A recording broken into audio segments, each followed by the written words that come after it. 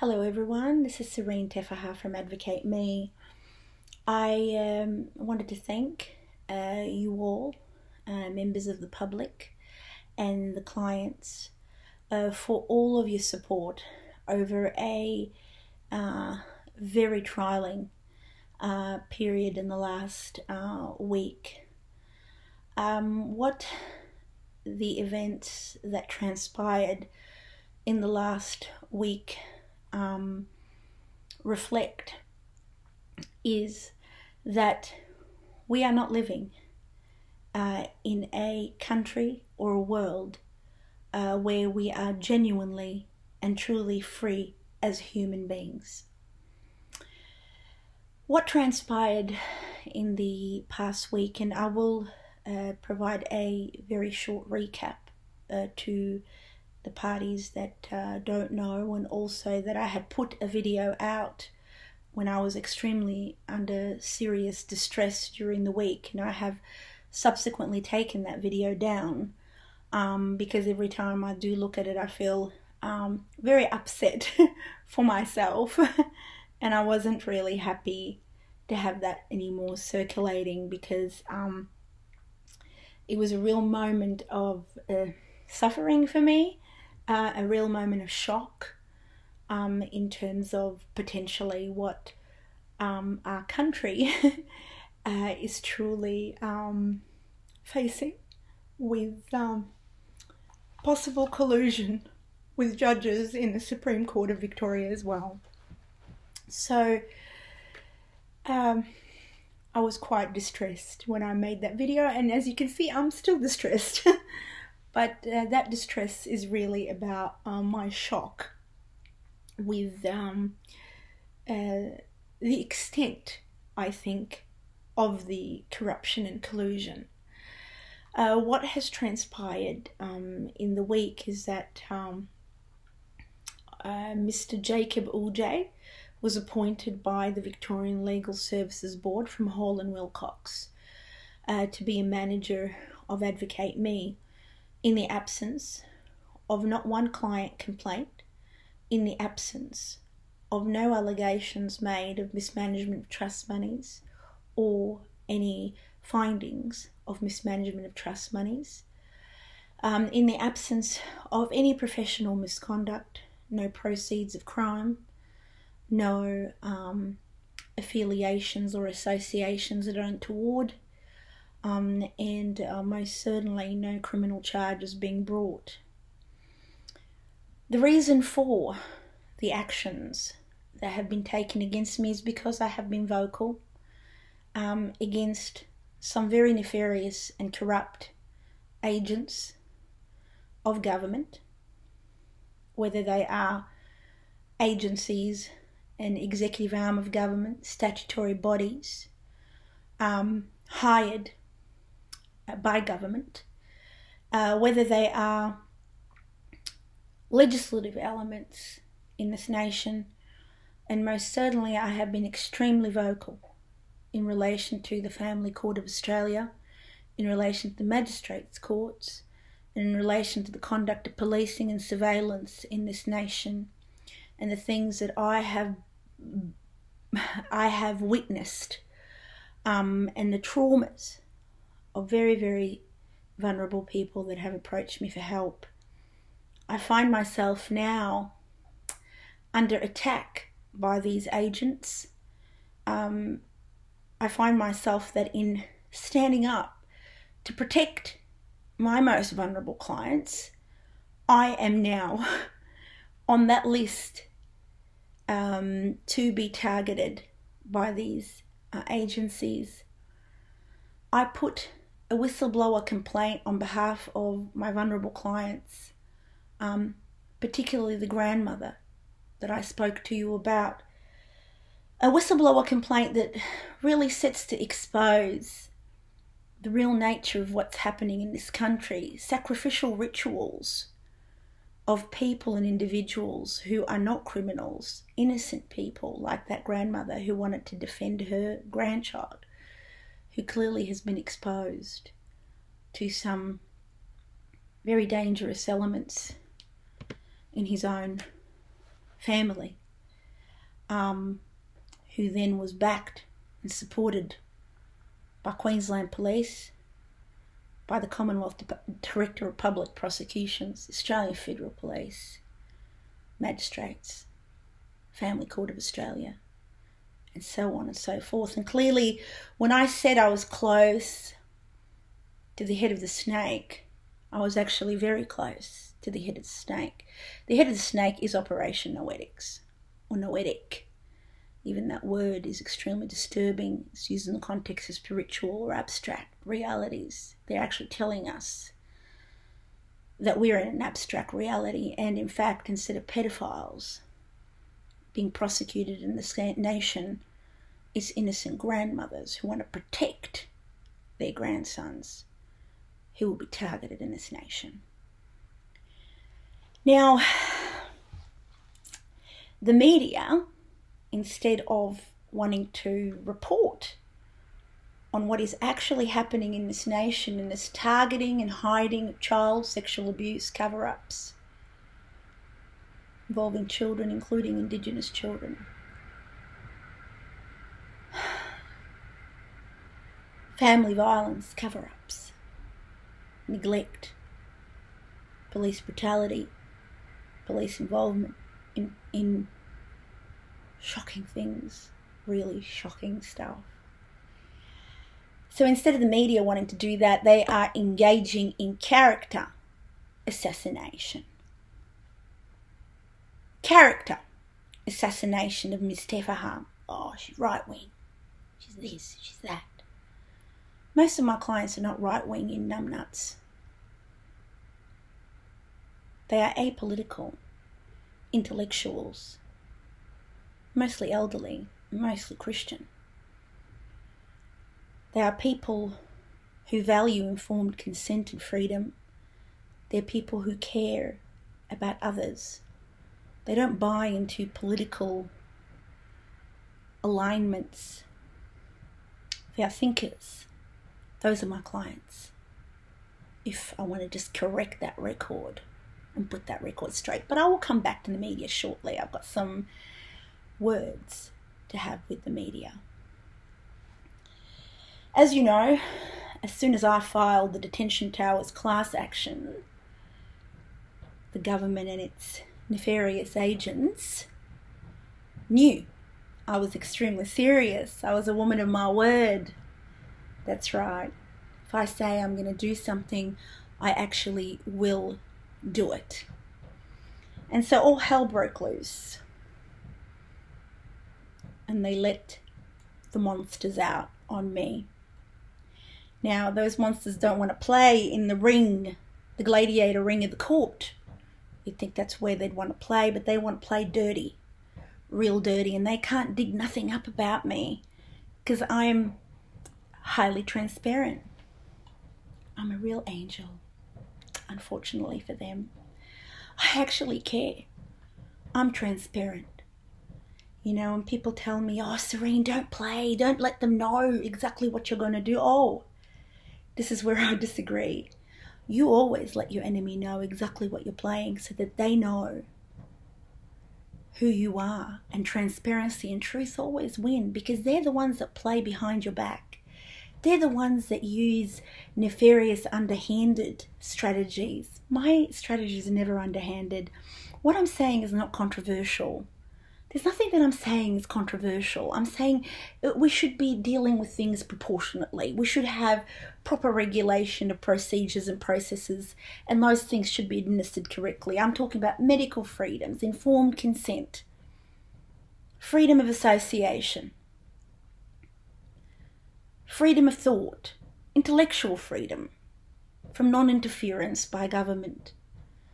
Oh, it's so controversial. She's so controversial. She's so right-winged. Oh, right-winged. I'm apolitical. I'm anarchist. That means I don't believe in government and hence I don't believe in politics. I think politics is just to use another tool to use against people to make them think that there's somehow two sides of every story. In fact, it's the one coin, and that's the reality, and that's what I believe. it's very interesting, even people who knew me for a very long time, who knew about my human rights activism and my care and concern, drink this Kool-Aid. I mean,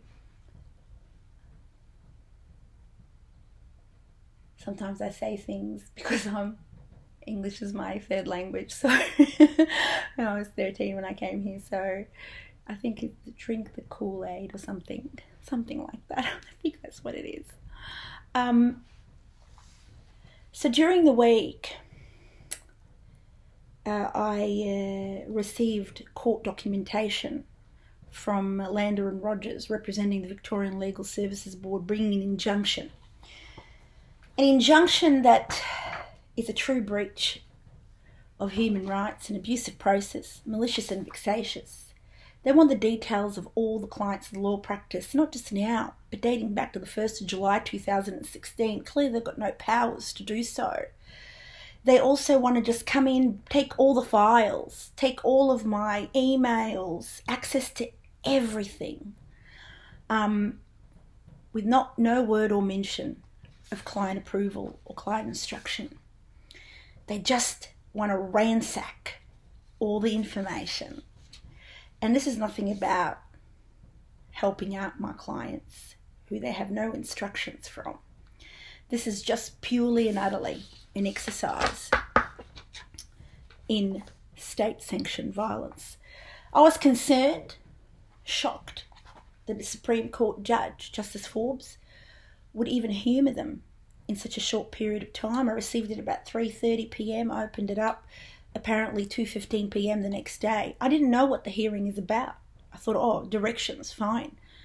And then at 8 p.m. when I was having a banter with the Lander and Rogers representatives, they sent me an email going, oops, sorry, it's actually a full hearing. You have to be ready for it in less than 3 hours, 3 business hours. I was horrified. Sent an email to the judge and did that video where I asked the judge. I was shocked by Justice Forbes. I mean, why would you do this? How could you do this? On what planet is this acceptable? And then she adjourned it till the next morning, 9 a.m. Also, I'll just get 6 additional business hours. I mean, I'm completely shocked. And so I again sent another email into the court saying to Justice Forbes, I will not be intimidated in this manner. I will not be denied procedural fairness and natural justice. This matter must be adjourned and I will not attend. But kindly she did pass a message that I should turn up to court and request adjournment myself. And so I did. And this is what transpired. It's a public transcript. That means it's for all it's for public viewing. Obviously this is a right that we have in this country where things should be aired publicly. Now the Victorian Legal Services Board holds that Mr. Uljay is apparently or allegedly independent.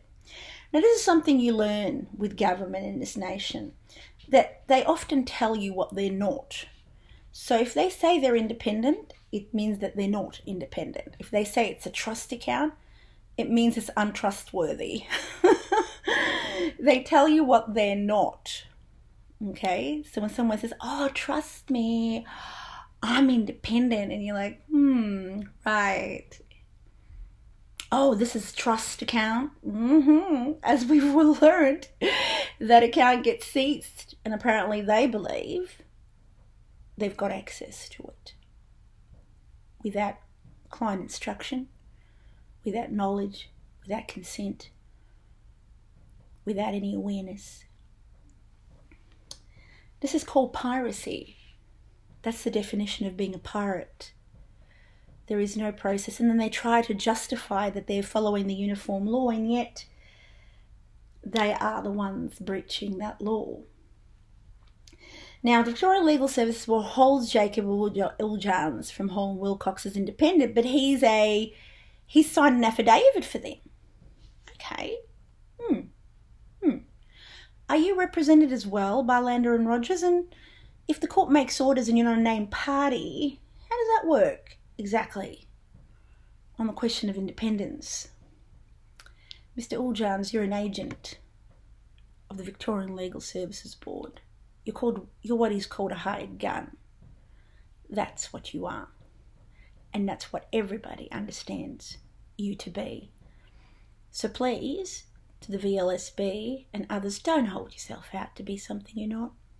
Okay? And I'm just still waiting for Landon and Rogers to tell me if they've got instructions from Mr. Uljay. Do you have instructions? Or are you just representing the VLSB? Like, I'm not really sure here what's going on. Because they're just shooting from the hip, you see. And when someone shoots from the hip, they make a lot of mistakes. So I'll just wait for that lovely response. So they were represented by Ms. Papaleo. And, wow, the things that were revealed were just very impressive. So this is what was revealed. Ms. Papaleo says that there's an urgency to bring all these injunctions. And by the way, they want to do an injunction on me to not be a helper anymore. Not just as a legal practitioner, but not help anybody anymore. At all. Even not being an amicus. Now, the doctrine of the amicus curiae or Mackenzie friend, that is in discretion of the judge. But Victorian Legal Services Board is statutory authority. They think they're a judge. Jury and executioner. All in the one. They think the uniform law gives them unparalleled powers. Yeah. And geez, that law is really disturbed. Pretty disturbing stuff. But anyway, so Ms. Papaleo speaks on behalf of the public and the clients. And she has not consulted the public and the clients. So apparently now the government knows what the public wants. They can speak on behalf of the public. So she says the urgency of the injunctions to defile Ms. Tefaha's firm, basically, and just take all the information, just hijack it all. Legalise piracy. The urgency is the risk to the public, she says. Your Honour, of an individual representing that she's capable of protecting their rights in circumstances where she isn't. Oh, really? There's no client complaints there, Miss Papaleo. And the public loves me. I want to take from the rich and give to the poor. Oh, unacceptable. There's a real risk with that, Your Honour. She wants to take from the rich and give to the poor. So she hasn't really articulated the risk at this time. And she continued, and as she said herself to the court this morning, she acts for a number of extremely vulnerable individuals. It's not in anyone's interest that these individuals have entrusted to her the enforcement of their legal rights and the protection of their interests. Oh, this is classic. These are vulnerable people in the community, members of the public, who are being represented, who are being provided with representations that she's capable of protecting their interests when she's not. Wow, some serious defamation claim against you there, Papaleo. Thank you. Appreciate that. You're putting that on the record. Thank you. It's very firmly in the public interest that this matter be dealt with in matter of urgency. So have you done a survey, Ms. Papaleo? Survey to my clients, the public, how much they love me, how much they love what I say, how much they care about me. Because I also have another rule, just like the rule when they say don't let your enemy know everything, which I believe. Let your enemy know everything because they'll tell you everything. The other rule, don't mix business with pleasure. I always mix business with pleasure. My clients become my friends. That's right. They become my brothers and sisters. You're all so offended. Oh, so unprofessional. So unprofessional. You need to be cold. Make sure that there's all these boundaries. Yeah, see, that's the language of the colonial language. It's boundaries. Space. Set your boundaries. Well, I don't believe in that. I believe in being close to people. I believe in caring. I believe in humanity. I believe in sharing. I always believe in mixing business with pleasure. So, let's continue here. So she speaks on behalf of the public. She speaks on behalf of the clients. And without any instructions from them, without any consultation, without their knowledge, she's actually breaching the uniform law. That's right, Miss Papaleo, breaching the uniform law. So then there continues, brilliant stuff really, just amazing. She says, the potential damage to the clients of the law practice that could be caused by reason of the fact that the manager, who's meant to be operating their files, does not have them and does not know what urgent matters, grave matters, might need to be addressed, the prejudice that could be suffered by them in the event that an order was not made today to get all their information. So now we live, not just forced detention, forced vaccinations, forced masking, forced everything, forced business closures. Now you're also forced to take away your instructions. That means you don't have agency anymore according to government. No agency. We don't need your instructions anymore. We don't need the instructions anymore. We can talk on behalf of people even when we don't have their instructions. Yeah, thank you, Miss Papaleo. Brilliant stuff there. Absolutely brilliant stuff. And she continues, not just forcing themselves on the clients, but she's also forcing themselves on my identity. Apparently, the manager, Mr. Uljay, big guy from, the alternative world, the same alternative world I come from, he apparently becomes me. Becomes Serene Tefaha. Mr. Uljay becomes Ms. Serene Tefaha. What? He steps in her shoes. He becomes her. Yeah, if he becomes me, I definitely was not appointed by the VLSB. He was. Yeah. He's the one who's the agent of the VLSB. He's not me under the law. There's something called trustee receivership administration, where there's an appointment usually in terms of when someone actually takes over your, not necessarily identity, but most certainly the things that you actually were doing to manage all of your personal affairs. But he's brought in as a manager to manage the practice. Now the practice is me. This is the irony in a sole trading business, is the practice is me. I am the practice. That means in a sole trader type arrangement, when you cancel my license as a legal practitioner, you cancel my practice. Okay, you cancel my practice. You cancel the legal practitioner side of me, and I am the practice. Advocate me is just me. It's a trading name. It isn't necessarily this entity that is to stand alone. So apparently now he stands in my shoes. He becomes me. So there's an usurping of my identity, and I am offended by that. Where is the laws? Application of the laws? Everything goes out the window. Whole history of trustee and receivership and administration. All laws on that. Yeah, we just throw that out in the bin. We don't care. She's not able to say that the client want their information to be confidential. I'm not allowed to speak anymore. Apparently, I'm restrained from having any relationship with the clients. Apparently, they're not allowed to speak to me, according to Miss Papaleo. I have no ability to communicate. They want to restrain me from helping anyone, and now they want to restrain me from talking to anyone. Just brilliant stuff, honestly. Just brilliant stuff. I mean, wow.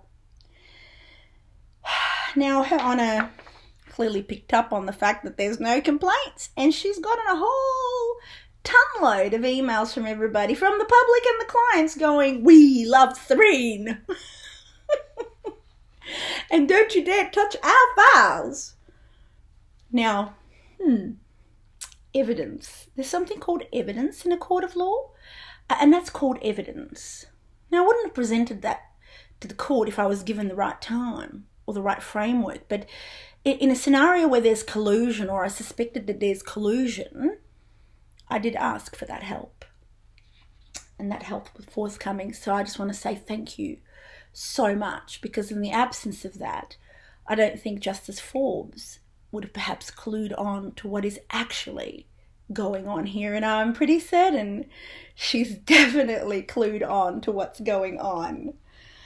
So Miss Papaleo interjects, Your Honour, I don't think we can rely on the absence of any information from the clients or any complaints from the clients in that respect. Wow, do say, Miss Papaleo.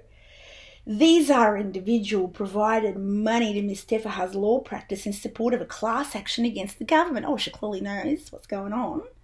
Where the behaviour of Miss Tefaha has been interesting, shall I say?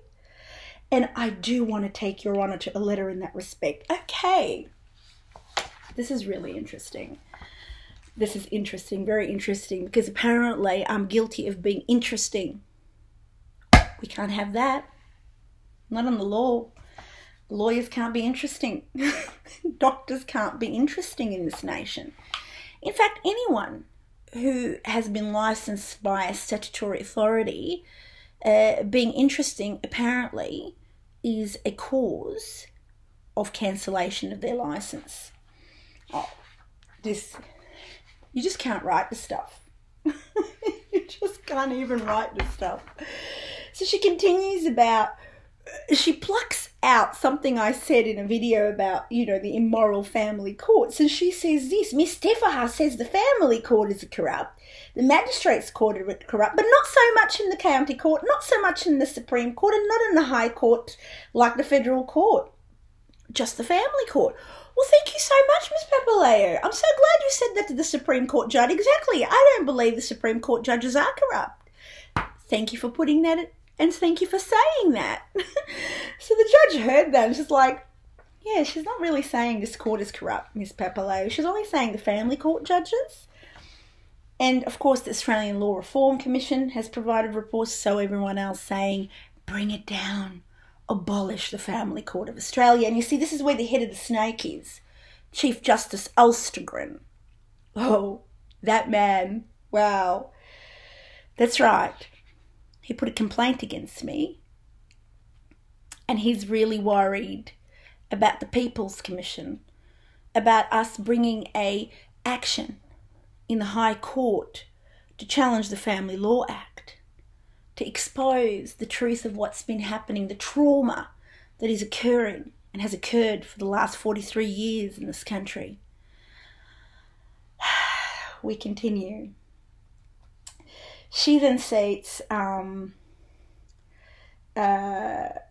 what she was trying to demonstrate, this is the classic point, to you was in response to your suggestion to me on the question of the absence of complaints or an absence of complaints from clients. And what I wanted to demonstrate to Your Honour was that the circumstances of the conduct of Ms. Tefaha demonstrate disturbance. Gets better. And the clients who've entrusted their rights to her, the court in my submission ought to infer, infer, that there's some likely vulnerability. Disturbance, infer, vulnerability. In those circumstances, the court ought to be inclined to protect those clients. Right. So, I'm a nutcase because I'm disturbed. And those who are my clients who love me, they're also vulnerable and they must be also disturbed to follow me because I'm putting a spell on them. And this is a classic thing. They are the only ones that like to put spells on people. Social media is a spell. Netflix is a spell. They're all distractions. They're part of a witchcraft to distract our minds, to keep them stupid. Sports and animal abuse through greyhound racing and horse racing and all that spells on people's minds because it keeps them stupid. Now, here's Serene Tefaha coming here and going, open your eyes, everyone. There's another world where we're all free.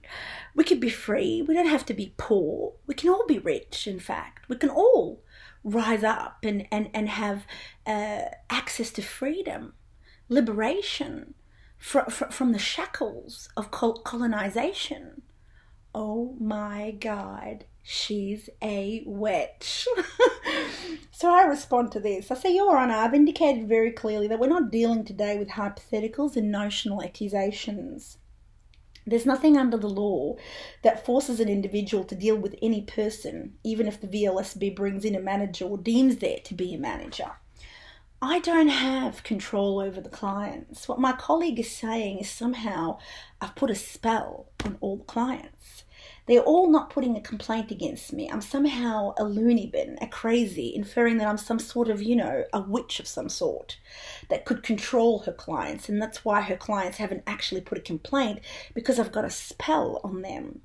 Look, I'm not going to engage in this type of witch hunt. I'm going to say before you, Your Honour, there is not one complaint from any of my clients. Before you, in fact, the manager has received over 70 complaints. I believe the materials that have been sent to you with regards to all my clients who are extremely in fear and upset and scared, and I'd like to put that information to you in affidavit form in regards to the sensitivity of the cases that I've been dealing with. All of them have asked me to delete their files before even my cancellation. All of them are scared to hand over any material to Mr. Uljay. This is not about me. This is about my clients.